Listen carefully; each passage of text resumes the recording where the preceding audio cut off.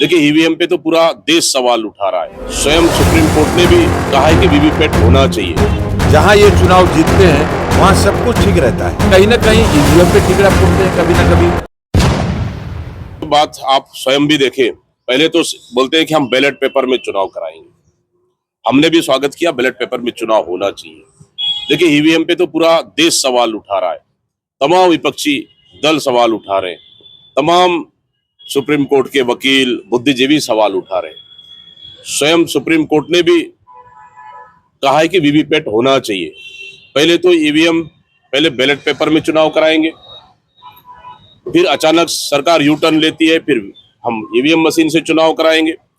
EVM machine से चुनाव कराए तो अध्यक्ष और पार्षद का, महापौर का एक ही मशीन में, वीवीपैट का नहीं होना वहां पे, और लगातार मशीनें कई जगहों पर खराब और तकनीकी खराबी, कई मशीनें बंद हुई, जिसकी वजह से कहीं न कहीं मतदाता भटकते रहे। सवाल कल भी थे, सवाल आज भी है और सवाल आने वाला कल भी रहेगा। ये एन चुनाव से पहले सीडी महंत का जो बयान आया, देखिए, मैं आपको ये बताऊं, मैंने पहले कई बार इस बात को कहा है कि कांग्रेस का किसी भी संवैधानिक संस्था के ऊपर कोई विश्वास नहीं रहा है। जहां ये चुनाव जीतते हैं वहां सब कुछ ठीक रहता है।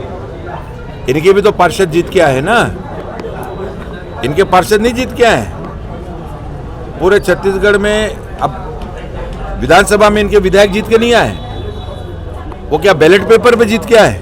वो भी तो ईवीएम पे जीत के आए हैं। इसलिए इन बातों पे कुछ नहीं रखा है। आपको अपनी ओर ध्यान देना पड़ेगा कांग्रेस को कि आपके हार की वजह क्या है, किन कारणों से आप हारे। आप जब सरकार में जहां जहां रहे आपने जनता के लिए कुछ भी नहीं किया है। अब वो समय चला गया कोरी घोषणाएं, कोरा नाराबाजी करके अब आप जनता को भ्रमित नहीं कर सकते, बहुत हो गया।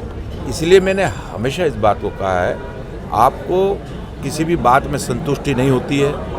आप ये स्वीकार करते ही नहीं हो कि आपकी कमियों के कारण आपकी हार हुई है, जनता ने आपको नकारा है। कैसे बोलेंगे ये कि जनता ने हमको नकार दिया? ये कहीं ना कहीं ईवीएम पे ठिकरा फोड़ते हैं, कभी ना कभी संवैधानिक संस्थाओं पर जाते हैं ये। और इन्होंने पिछले लोकसभा में ये संविधान का विषय उठाया था, मोदी जी आएंगे तो संविधान में परिवर्तन हो जाएगा। ये भ्रम का वातावरण पूरे देश में फैलाने का काम किया।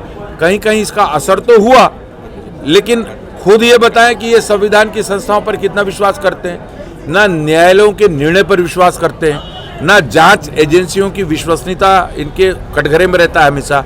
चुनाव जीतते हैं तो ईवीएम इज वेरी गुड, चुनाव हार जाते हैं तो ईवीएम का दोष मढ़ देते हैं। ये इस मुगालते में रहे, हमारे लिए तो ये अच्छा है। लेकिन मैं आपको बता दूं कि बहुत स्वच्छ पारदर्शिता के साथ और पूरे छत्तीसगढ़ में नगरीय निकाय के चुनाव हुए हैं।